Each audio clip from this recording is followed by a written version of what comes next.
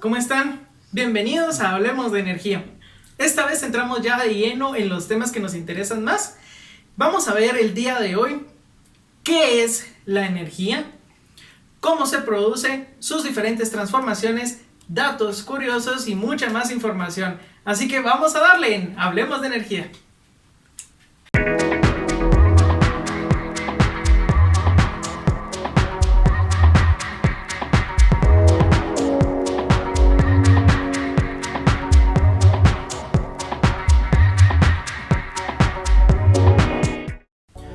Bueno, les quiero hacer una pregunta.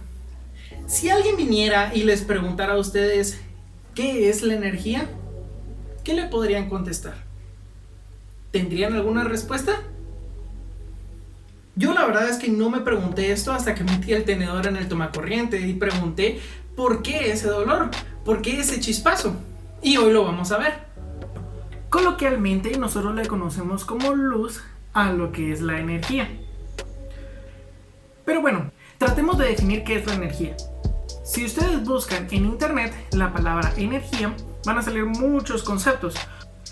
Y verán, la definición que a mí me gusta de la energía, que la he venido tratando de definir durante los últimos años, la energía es la capacidad de un cuerpo de realizar un trabajo, capaz de producir cambios en ellos y a quienes lo rodean. Se puede definir también como la capacidad de hacer funcionar las cosas. Bueno, entonces ya está un poquito más claro lo que es la energía. Pero ¿cómo se define entonces la energía a lo que nosotros estamos trabajando, lo de la electricidad? Pues bueno, les cuento que la electricidad es una de las transformaciones de la energía. Así como puede haber energía gracias a la velocidad cinética, la posición potencial y muchos tipos de energía más. Nosotros vamos a concentrarnos en algunos en específico, en especial a la energía eléctrica. Seguro se estarán preguntando entonces por qué en el título dice energía y vamos a hablar de electricidad también. Bueno, la electricidad es una de las transformaciones de energía. Pero antes de explicar en sí por qué la electricidad es así, tenemos que revisar ciertas cosas. Existen 4 fuerzas en la naturaleza: fuerza gravitacional, fuerza nuclear fuerte, fuerza nuclear débil y la fuerza electromagnética. Esta última de aquí es la que vamos a ver. Verán, la fuerza electromagnética está presente en todos lados. De hecho, las auroras boreales son un efecto del fenómeno del electromagnetismo en el cielo. Pero ¿cómo es que esta fuerza está en todos nosotros? Les explico. La materia, nosotros estamos conformados por pequeñas partículas llamadas átomos. Cada átomo en su núcleo tiene protones, carga positiva, y neutrones, carga neutra. Pero alrededor están las órbitas que tienen electrones. Estos electrones pueden pasar de un átomo a otro. Esta cualidad se le conoce como afinidad electrónica. Al producirse este flujo de un átomo a otro, este flujo se le conoce como electricidad. Hay elementos que son... No me haga la luz, copita. ¿Lista? ¿Está grabando? Sí. Hay algunos elementos que son más afines electrónicamente que otros. El más afín es el cobre. Por eso es que el cobre es utilizado en los cables de conexión eléctricas. Verán, el cobre solamente tiene un electrón en la última órbita del átomo, por lo que le es más fácil recibir y dar los electrones que fluyen a través de él. En un cable de cobre tenemos los átomos puestos en fila. Es en donde se produce este flujo más fácilmente, recubierto por otro elemento. Muchas veces es el plástico, caucho o goma. Este elemento, que es creado sintéticamente, no conduce la electricidad, es por protección. ¿Recuerdan los toques eléctricos? ¿Se han preguntado por qué nos dan toques eléctricos? Bueno, les cuento que es porque nosotros perdemos o ganamos electrones según los materiales que tocamos durante nuestro día. Les pondré un ejemplo. Advertencia: este experimento es totalmente seguro y sí puede intentarlo en casa.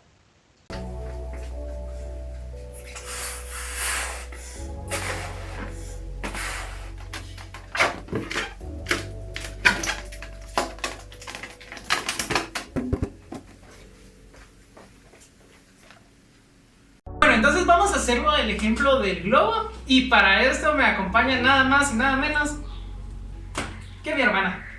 Saluda, Kat. Hola. Bueno, ¿en qué consiste este experimento? Bueno, vamos a demostrar que el globo va a perder o ganar electrones solamente usando el pelo de mi hermana. Sí, la vamos a despeinar un poquito. ¿Lista? Ok. Bueno, ¿listo? ¿Sí? Ok. Ya vieron su pelito todo bonito. Ahora...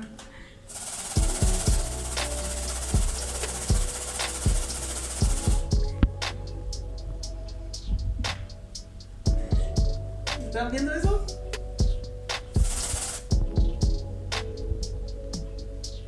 ¿Está bien?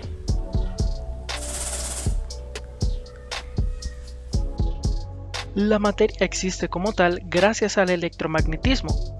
Estando en todos lados es fácil experimentarla e incluso provocarla, tal y como hicimos con el globo aquí.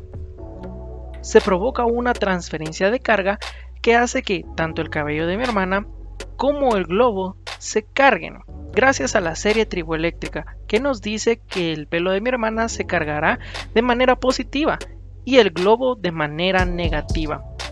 El globo entonces es el que se carga y ahora son los átomos del globo que tienen una fuerza que atrae a los átomos del pelo de mi hermana, y por eso es que el pelo de ella se levanta de esta manera.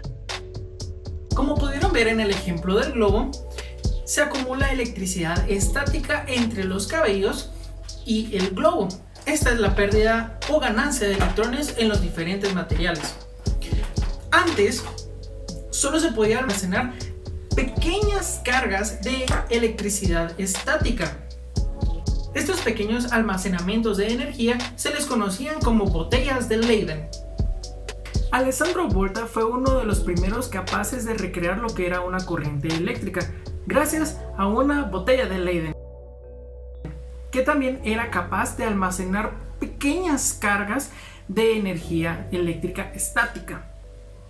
Con el tiempo se ha podido determinar lo que es el diferencial de potencial. Se los explico de esta manera. Entonces, hagamos una analogía de este diferencial de potencial. Digamos que tenemos dos recipientes, uno lleno de agua y el otro vacío. Conectémoslos por un tubo o una manguera en el fondo. Gracias a la diferencia de presión, el agua circulará desde el recipiente lleno hacia el recipiente vacío hasta quedar de esta manera. Así como tenemos esa diferencia de presión, asimismo funciona el diferencial de potencial en los circuitos eléctricos. Entonces, si esta diferencia es mucha, el sistema va a tener mayor voltaje. La corriente que fluye en un circuito depende de la relación y la capacidad que tenga la fuente para entregar tanto la corriente como el voltaje. A esta relación la conocemos como la ley de Ohm. Y estoy seguro que han escuchado esta ley en muchos otros lugares. Bueno, la ley de Ohm relaciona la intensidad de la corriente, amperios, con el voltaje y la resistencia, en ohmios. Estas son las tres partes básicas de cualquier circuito eléctrico. Entonces, ahora veremos esta pequeña imagen que se mostró anteriormente. Vemos que la fuente envía el voltaje y la corriente, y la resistencia es la encargada de evitar el paso de la corriente. Si un circuito opone la suficiente resistencia, hará que este circuito se caliente y se funda. Esto se le conoce como el efecto Joule. Entonces, ¿cómo se pueden crear los circuitos sin que se calienten? Bueno, ahí es donde nosotros hacemos uso de los diferentes elementos a la electricidad. La luz, una cafetera, una tostadora Como dato interesante, el efecto Joule es utilizado en las pequeñas estufas de ladrillo y resortes. Hacen que se calienten lo suficiente para poder tenerlas de estufa. Ahora la energía eléctrica ya la podemos obtener de pequeñas baterías, de baterías más grandes y de cualquier tomacorriente. ¿Pero alguna vez se han preguntado de dónde viene esa energía? Ese es un dato que les tendré más adelante. Por ahora sigamos con los datos básicos de la electricidad. Hablando de cosas básicas de la electricidad, la podemos clasificar de diferentes maneras. Una de ellas es de su generación. Si se genera de energías renovables, es energía verde, energía renovable. Pero si se genera de fuentes no renovables, se le conoce como energía no renovable. De esta energía no renovable podemos decir varias cosas. Se utilizan combustibles fósiles para la generación, se quema el combustible y esta combustión calienta agua lo suficiente hasta hacerla vapor.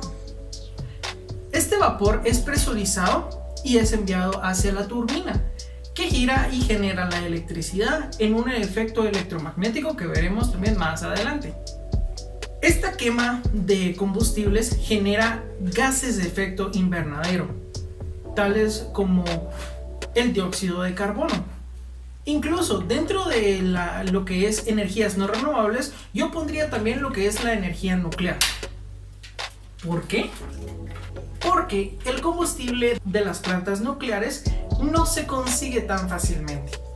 También es otro dato interesante que tendremos cuando veamos generadoras. Otra manera de clasificar la energía eléctrica es mediante su propagación. Tenemos la corriente alterna y la corriente directa. Seguro habrán escuchado de la guerra de las corrientes. Hoy tenemos un ganador y es la corriente alterna. Pero ¿cuál es la diferencia? ¿Por qué se utiliza la corriente alterna en vez de la directa? Sucede que la corriente directa es un circuito totalmente cerrado, donde la corriente fluye del polo positivo al polo negativo. Cuando nosotros hablamos de lo que es corriente alterna, nos referimos a que la señal va variando en una onda senoidal. Se los presento con una gráfica. Veamos entonces esta gráfica senoidal. Tenemos la comparación entre una gráfica de la corriente directa y la gráfica de una corriente alterna. DC, como podemos ver, es totalmente continua, no varía, pero la corriente alterna que tenemos en azul sí está variando. Vemos que el periodo entonces es el ciclo en el cual se completa la curva completa. La amplitud es el total, el nivel de voltaje alcanzado por la corriente. Y el tiempo lo podemos medir en segundos. De hecho, los ciclos por segundo se le conocen como hertz. Nosotros aquí en Guatemala utilizamos una corriente de 60 Hz, por lo que se cumplen 60 periodos en un segundo. Ahora, la corriente alterna permite que nosotros podamos hacer las variaciones para priorizar si queremos intensidad, los amperios, o si queremos más tensión, voltaje. De hecho, lo que transportan las torres de energía es potencia aparente. Lo que nos permite hacer la potencia aparente es elegir si queremos más voltaje y menos intensidad o si queremos más intensidad y menos voltaje. ¿Por qué es necesario pensar en esto? Bueno, si nosotros tenemos más intensidad en un circuito, se produce el efecto Joule. Se calienta el conductor y se necesita que este fuera mucho más grande para soportar la corriente que pasa a través de él.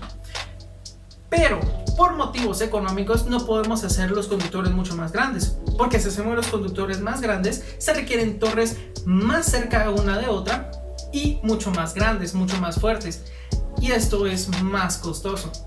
Por eso es que la energía alterna gana en la guerra de las corrientes.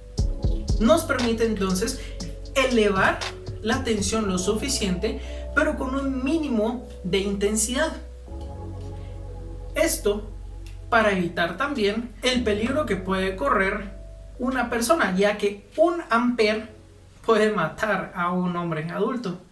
No quiero meterme mucho en esto, pero les comento. Cuando la energía eléctrica sale de una planta generadora, sale a media tensión. Esto porque es muy costoso tener la tensión necesaria cuando sale directamente del generador, por lo que pasa a ciertos procesos, ciertas plantas, ciertas subestaciones para elevar o bajar la tensión. Vamos a ver el sistema eléctrico más adelante, pero les cuento. Cuando sale la energía eléctrica del generador, pasa a una planta elevadora. La planta elevadora, por su nombre, nos indica que va entonces a elevar la tensión que sale del generador. Una vez elevada la tensión, se envía mediante las torres de energía hasta la siguiente subestación. En la siguiente subestación se verifica cuánta intensidad tiene la señal de esta energía y ya se decide si se tiene que elevar más o si solamente se va a distribuir al siguiente punto. Usualmente en este punto ya son las distribuidoras de energía las que se encargan del proceso, pero si no, siguen habiendo ciertas subestaciones que pueden elevar la tensión lo suficiente para llevar la energía a su destino. ¿Por qué se eleva entonces tantas veces la tensión? Esto es porque la energía recorre un gran camino desde donde se genera hasta su punto de destino.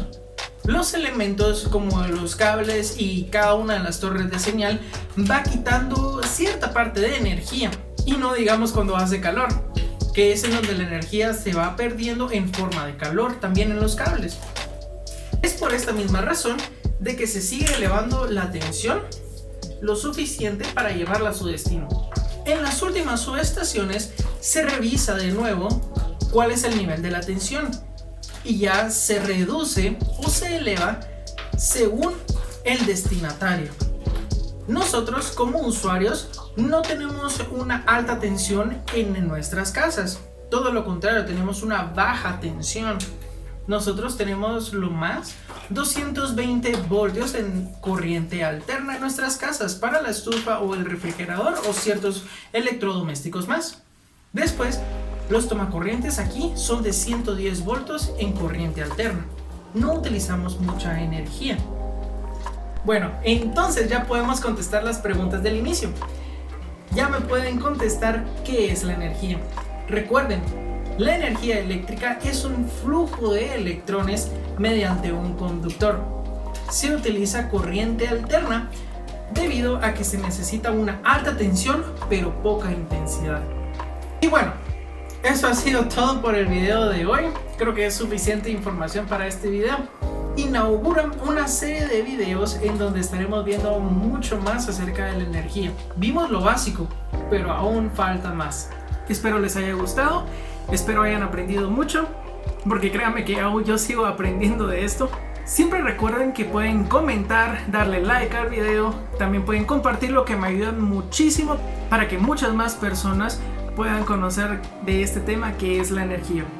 En los siguientes videos les traigo mayor información acerca de lo que es la energía, cómo fue descubierta y cómo llegamos el día de hoy a tener luz en nuestras casas. Espero en el siguiente episodio. Les agradezco mucho el haber estado aquí conmigo en este video y hasta la próxima. Hablemos de energía.